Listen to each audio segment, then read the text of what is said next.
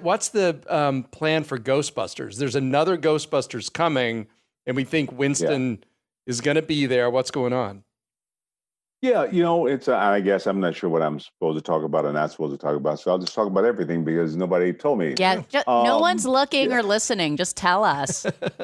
So well, I knew it was happening, but I hadn't officially been asked for a very long time to join. And then, of course, we managed to finish the movie before the whole quarantine and all that. So the movie's done. It was scheduled to come out this month, but it's been pushed back to next March because the theaters are shut down. But Jason Reitman, who was in the second movie, Ivan Reitman's son, who was just a little kid hanging around the set, he's directing and producing the movie. Jason's an amazing filmmaker in his own right, and came up with an amazing script.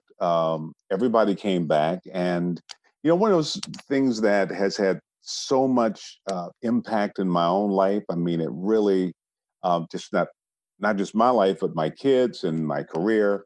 And these are the people who shared that experience with me. And for the first time getting back together with them, it was very emotional in a very strange way. I wanted to walk around and hug everybody, which I knew you can't do, but it was just great. It was great to be there and put on the jumpsuit and take on the god of whatever, and it was a lot of fun.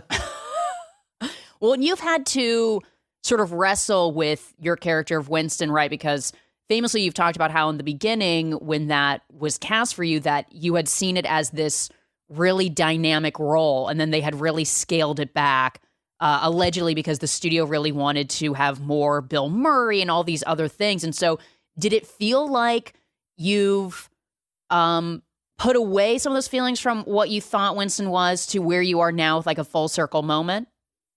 Yeah, I think, 35 years later, you make peace with certain things. Now, I talked to Ivan Reitman. We've had long conversations about this. His recollection is different than mine. Okay. Now, we're both old people, so who knows? But I remember, I think if I had never read the original, I would have been so happy just to be in the movie. But after seeing and then having it change, that was an adjustment. But I think the studio also did a number of things that was difficult, not being included on the poster or not being included in a lot of the things.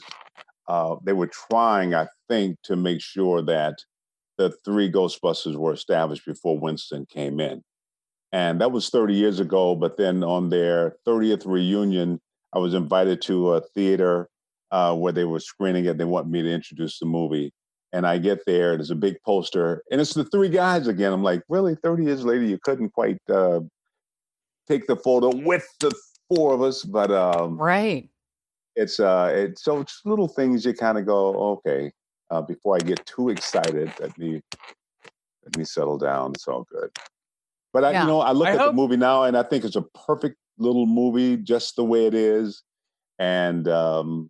And yeah, I'm sort of made peace with it. It's amazing. The fans have just been